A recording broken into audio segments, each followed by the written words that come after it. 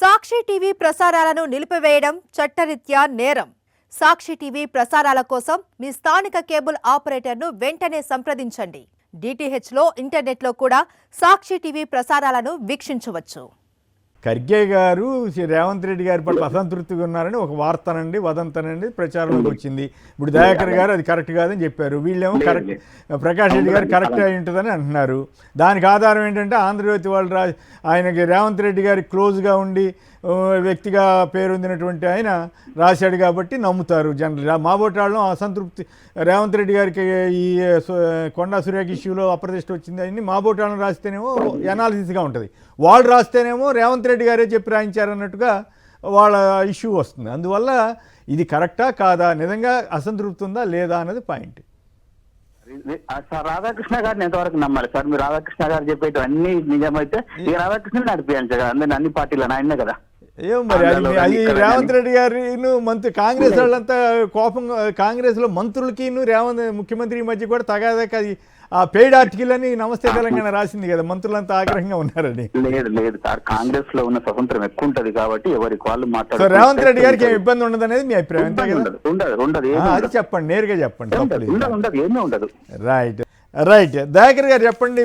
BJP ఆయన చెప్తున్నారు కదా కరెక్ట్గా జరిగే ఉంటుందండి అని, రిజర్వేషన్ ఇష్యూ అని కాదు కానీ ఓవరాల్ ఇక మన మామూలుదే పాగాయనను పంచాంగం చెప్పమంటే మధ్యాహ్నం చచ్చిపోతారు అని చెప్పినట్టు బీజేపీని అడిగితే మనకి ఏముంటది. కానీ వాస్తవానికి ఇప్పుడు జరుగుతున్న వాటిల్లో ఇప్పుడు మీ అంశంలో జరిగింది ఒకసారి మనం మననం చేసుకుంటే అనని మాటను అన్నట్టుగా చేసి క్రియేట్ చేసి రాష్ట్ర ప్రభుత్వాలే ఆ స్థాయికి దిగజారుతున్నాయి. రాజకీయ పక్షాలు ఏముంటాయి సార్? ఇక ప్రత్యేకించి కాంగ్రెస్ లో ఇంతకుముందు మిత్రుడు చెప్పినట్టు, రెడ్డి గారు చెప్పినట్టు స్వేచ్ఛ ఎక్కువ ఉంటది. మాదేంది వీధి ఫైట్ ఉన్నట్టు ఉంటది.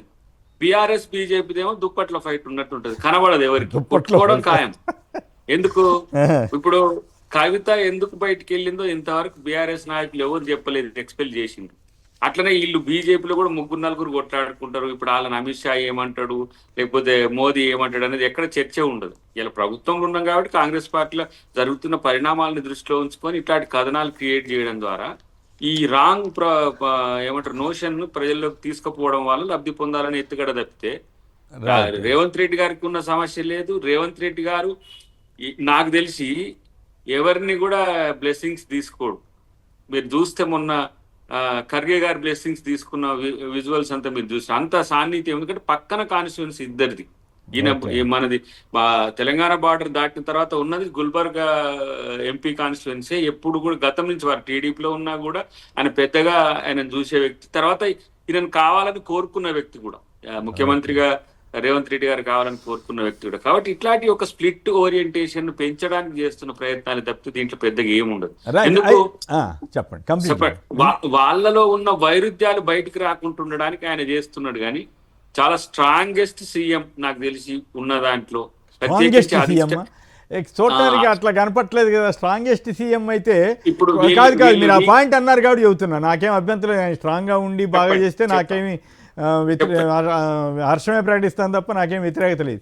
కొండా సురేఖ గారి ఇష్యూలో ఆ రకంగా జరగటాన్ని ఇప్పుడు సిబిఐ విచారణ సిద్ధమా అని వీళ్ళు అడుగుతున్నారు, బీఆర్ఎస్ వాళ్ళు కానీ బీజేపీ వాళ్ళు. అది డిఫెన్స్ లో పడేలా ఒక అర్ధరాత్రి వేళ మంత్రి గారి ఇంటికి వెళ్ళటం కానీ, పోలీసులు వెళ్ళటం కానీ, ఆ తర్వాత రేవంత్ రెడ్డి గారు ఇంకా తీసేస్తారేమో అన్నంత దాకా ప్రచారం జరగటం కానీ, తదుపరి మీనాక్షి నటరాజన్ గారు, మహేష్ కుమార్ గౌడ్, మల్లు భట్టి వీళ్ళంతా జోక్యం చేసుకుని రాజీ చేయటం కానీ, ఇదంతా కాంగ్రెస్ పార్టీకి కాస్త పలసన అవ్వలేదా?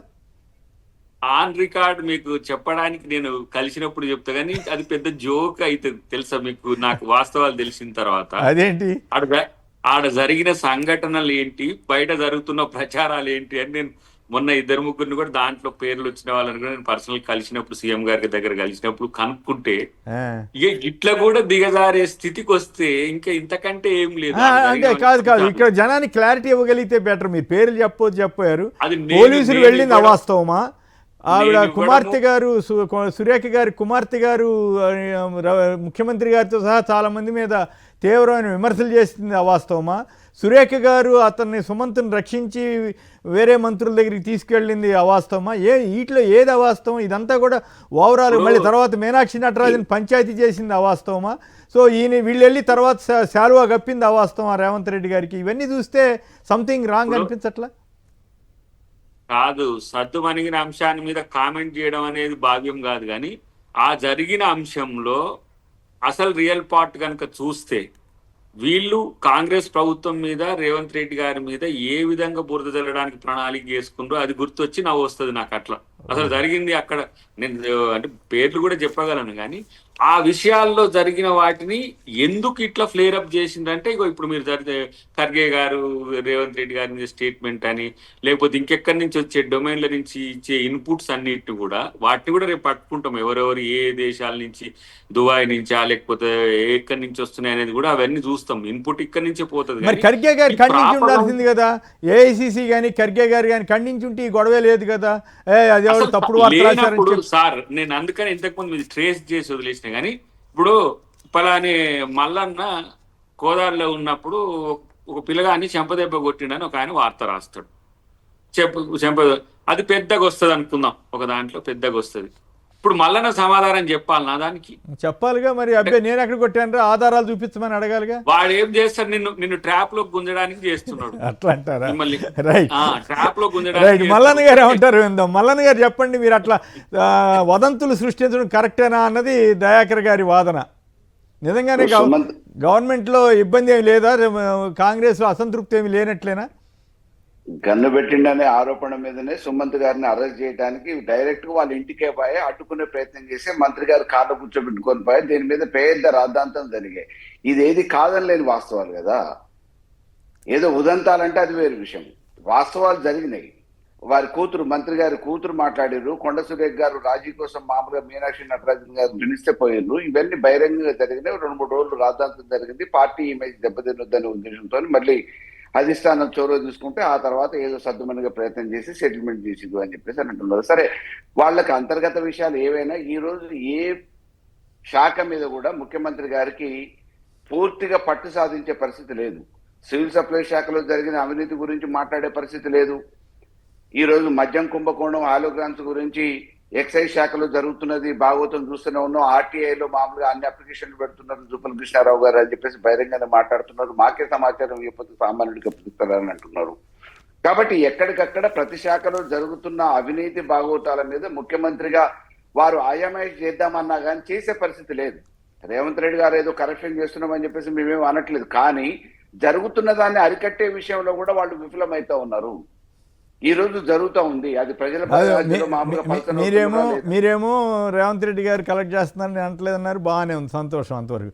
కానీ మరి బీఆర్ఎస్ సంబంధించిన మీడియాలోనేమో రేవంత్ రెడ్డి గారు కాంగ్రెస్ కర్ణాటక, బీహార్, ఇక్కడ తెలంగాణ నుంచే బీహార్కి డబ్బులు పంపుతున్నారని వాళ్ళు రాస్తారు. ఏది కరెక్ట్ అని సర్టిఫై చేయట్లేదు సార్. అంటే రేవంత్ రెడ్డి గారు పూర్తిగా ఏదో సత్యహరిశ్చంద్రుడు మాదిరిగా చేతులు కట్టుకొని ఉన్నాడని నేను ఏం సర్టిఫై చేయట్లేదు. బట్ ఏంటంటే వారికి తెలియకుండా కూడా నువ్వే స్థాయిలో చేస్తున్నావో మా స్థాయిలో మేము, మా పరిధిలో మేము, మాకున్న శాఖలో మాకు అవకాశం ఉన్నంత వరకు మేము చేసుకుంటున్నాం అని చెప్పేసి ఆ శాఖ మంత్రులు విచ్చలవిడిగా చేసుకుంటున్నారు. దాని మీద ఆజమాయిషి చేయలేకపోతున్నారు అని అంటున్నా.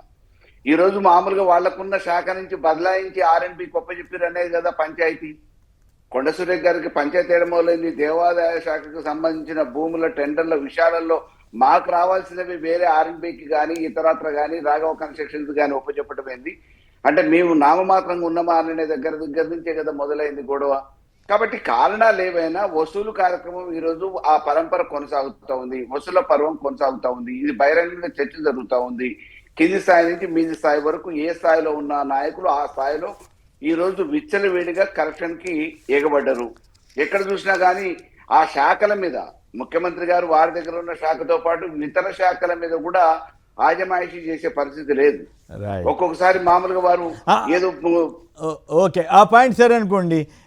నమస్తే తెలంగాణ వచ్చిన వార్త ప్రకారం రేవంత్ ఫెయిల్, ఉల్టా మాపై బ్లాక్ మెయిల్, మీ వైఫల్యాలు వదిలేసి మా మీద నిందల, బురదలతో పేడ్ ఆర్టికల్స్ రాయిస్తావా? రాధాకృష్ణ గారు ఆయనతోటి ఈ రేవంత్ రెడ్డి గారు రాయించారని నమస్తే తెలంగాణ రాస్తుంది. ఎంతవరకు నమ్మొచ్చు ఈ వార్తని? ఆయనకి నిజంగానే మంత్రులు ఎవరు చెప్పుంటారు? బీఆర్ఎస్ వాళ్ళకి ఎవరైనా చెప్తారా? మంత్రులు ఎవరైనా బీఆర్ఎస్ కానీ లేదా మీడియా వాళ్ళకి కానీ, ఆ మీడియాకి? అంటే ఒక మీడియాకి ఏ రకమైన సమాచారం ఉంటుందో ఒక రాజకీయ పార్టీ కూడా అటువంటి సమాచారం అధికారుల నుంచి కానీ ఇతరత్ర నాయకుల నుంచి కానీ తప్పకుండా సమగ్రమైన సమాచారం లేకుండా రాసే పరిస్థితి లేదు. రాధాకృష్ణ గారు ఏ రకంగా వంతపాడుతున్నారు అనేది ఇవాళ కొత్త కాదు. ప్రభుత్వం రాకముందు కాంగ్రెస్ ఏ రకంగా వంతపాడారు, ఈ రోజు రేవంత్ రెడ్డి గారిని సమర్థించడానికి అణువున అడుగడుగున సమర్థించే ప్రయత్నంలో వారు ఏ రకంగా వంతపాడుతున్నారు, భజన చేస్తున్నారు అనేది బహిరంగ రహస్యమే. 2 సంవత్సరాలుగా వాటిని ఎప్పటికప్పుడు మామూలుగా వక్రీకరించి రాసే ప్రయత్నం చేస్తున్నారు, రేవంత్ రెడ్డి గారిని సమర్థించి రాసే ప్రయత్నం చేస్తున్నారు.